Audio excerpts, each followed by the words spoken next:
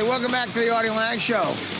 Excited to have our next guest here. This guy is one of the best guitars. They say thrash metal. I think, that makes one of the best guitars around. I wouldn't make it that specific because that's hard to do, man. He worked with Megadeth, got a new album out, and that is called Inferno, and it's going to be set for a May release, and we're happy to have him here. Marty Friedman. What's up, Marty? Thank you very much, man. It's a great pleasure to be here. Yeah, thanks. So describe your life. Clearly you've lived all over the world, or you've been. I've lived in Japan for the last 10 years. Now, why is that? There was a period of time, as you said before, I was in a band called Megadeth, fantastic Huge band, everybody and knows. There was a period of time where I found myself listening to Japanese music exclusively. No kidding. I don't think I've ever heard what Japanese music actually is. It's so impossible to describe. It's absolutely insane. Right. It's not safe. It's very strange. Anything can happen. Yeah. And it just hit me in the right spot. And as an artist, you're attracted to that. Very much risk-taking. Well, this is so reflected in the way that Marty plays. Like he plays with the scales, like dangerous. The Eastern scales that just sound, exotic. Right. It sounds different when Marty plays guitar compared to everyone else. That's one thing, being a fan and having an influence. But to actually make you move there and live there. It was really insane. It came to the point where I'm like, well, I'm listening to everything that's going on in Japan and just loving it. Right. And then I'm looking at the top 10 in America, and it's like, maybe I find one song that I like. Yeah. And then I look at the top 10 in Japan, and I like all the songs, and I'm like, I really want to be in this musical environment. So I just up and left. That's impressive. I mean, that's a lot of that shows integrity. As an artist, or insanity, one or the other. Well, I think they're linked. Yeah, I really do. Yeah. Well, how did that work? I mean, you're a part of Megadeth. You're in the band for 10 years, and then you just get up and leave the band and go to Japan, where you don't have a band, right? And just begin to live there, right? And listen to the music, and then start up a solo career. Right. Instrumental, solo. Well, not only that. What I wanted to do was I wanted to put my music in the domestic Japanese music scene. Right. Which what you guys probably need to know to preface this is, in Japan, 80% of the music that Japanese people listen to is made in Japan. Mm-hmm. So that other 20% is the rest of the world, like Lady Gaga, Justin Bieber, Metallica, whatever else. That's all in the 20%. So the big majority of what's going on is Japanese music. Okay. And that's what I dug. Right. And up till that point, up till I moved, I was part of that international 20%. And so I wanted to be part of the Japanese scene, so I wanted to assimilate in there. I got very lucky when I first moved there. I joined the band of one of my favorite singers right off the bat, and that kind of got me into that world for the first time. What is his name? Give him some props. It was a female here. singer. Her name was Aikawa Nanase. And she, I guess, would be like, if you were to compare to American singer, a sexy Joan Jett. Okay. Of pop. Right. But there's a lot of room for guitar, and she heard my playing, and she says, you got to join my band. And I'm like, I've been a fan of yours for years. You're the reason I'm here. So it was wonderful, and that just kind of got me into the eyes of a lot of Japanese people. Is Japanese music influenced by American music? Like, is she influenced by Joan Jett, this woman? No, it's a funny thing. It's like a lot of Japanese people think that they're copying American music, but if they are, they're doing a really, really bad copy.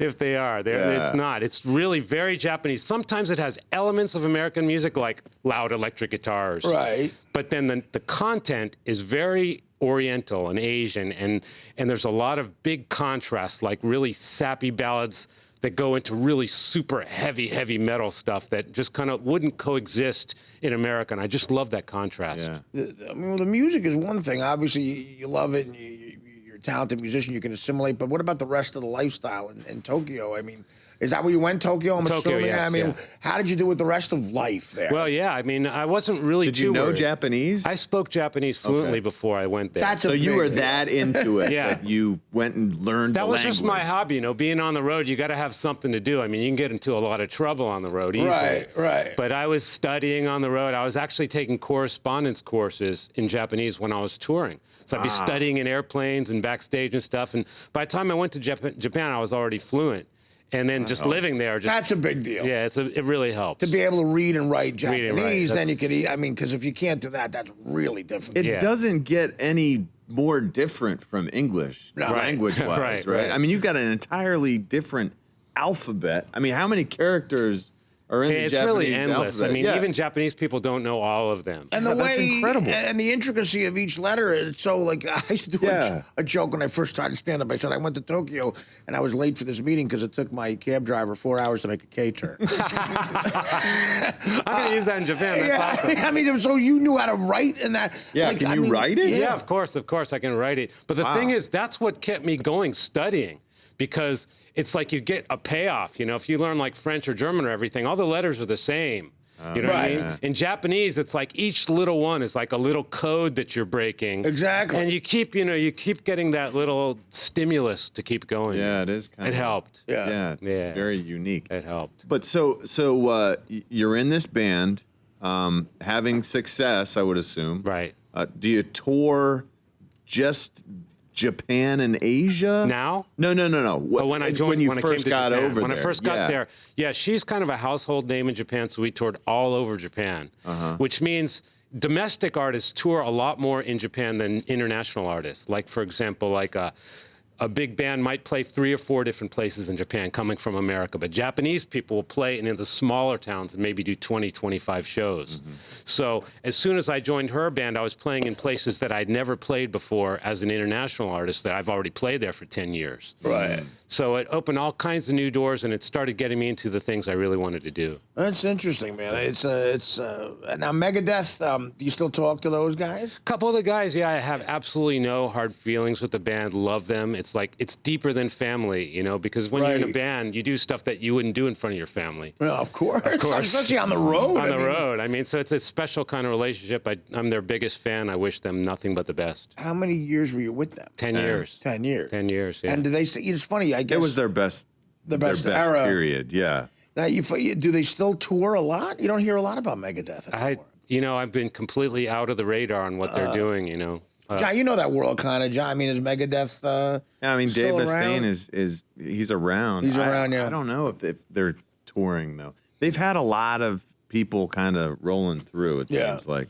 But I want to get back to what happened then when you embarked on your solo career. I mean, because then you really started getting more deeply, I guess, I don't want to say experimental, but, you know, you were doing some new things. Yeah.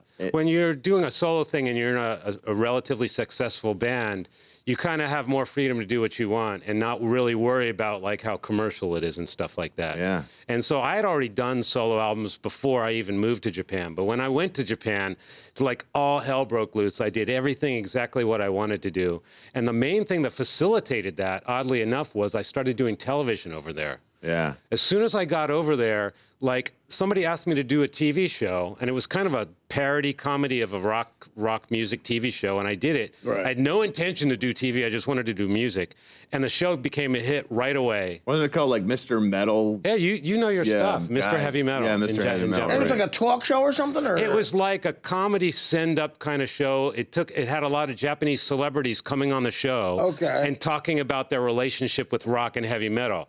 Like people who are on TV dramas and stuff, you'd never know they're a rock fan, but they've got all kinds of rock memorabilia or whatever. They play an instrument. So basically it would have me doing this strange guitar stuff and chatting with all these people. And it's kind of a comedy show. And like, I was really the only one who knew both of those worlds with the language and my career in music and being able to adapt like that. Since then, I've done like 600 shows. Wow. It's really insane. Because it sounds scary in the beginning, but it clearly...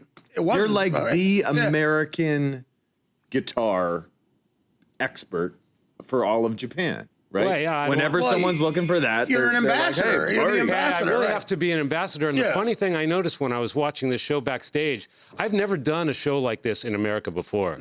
Well, there isn't any Shirley. Well, I mean, no, of course. It's retarded. I know. I mean, what I meant to say was I understand. It's not music related. Right. But in Japan, I do this kind of stuff all the time, where it's like, you know, funny guys talking and stuff, and I can chime in with something like funny to say, but I've never done it in English. Yeah. You know, so this is like really weird. Say something in Japanese. I'm always curious about that. 何言ってほしいですか? What did you say? 何言ってほしいですか? What did you say? What in the world do you want me to say? I mean, that really, I mean, of all the foreign languages to learn, the Asian languages seem the most difficult. Oh, I would think so. Do you know any other languages?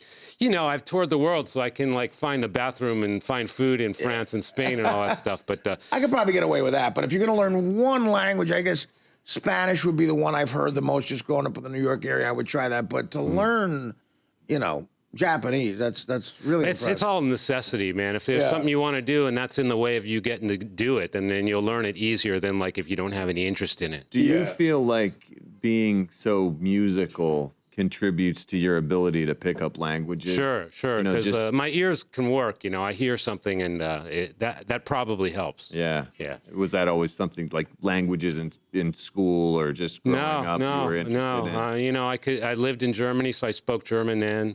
But Japanese, you know, it's strictly, and doing TV and stuff, you get pressure put on you. You know, you got on a live TV show, you can't make a mistake. And then, of course, I've made a million mistakes, but like that really helps you learn more than just learning in a class. Yeah. Sure. No, I mean, you gotta, you know, live life. Yeah. Go out and experience it. That's the best way to learn it. Well, that's the thing. Marty has done that. Yeah. No, it sounds good. I mean, you've embraced it and done it. We got to take a break. We come back. We'll talk more with Marty. Again, the new album is called Inferno. It's out in May. And we'll talk more with Marty Friedman after these words. The Artie Lange Show. Weeknights on Audience. Only on DirecTV.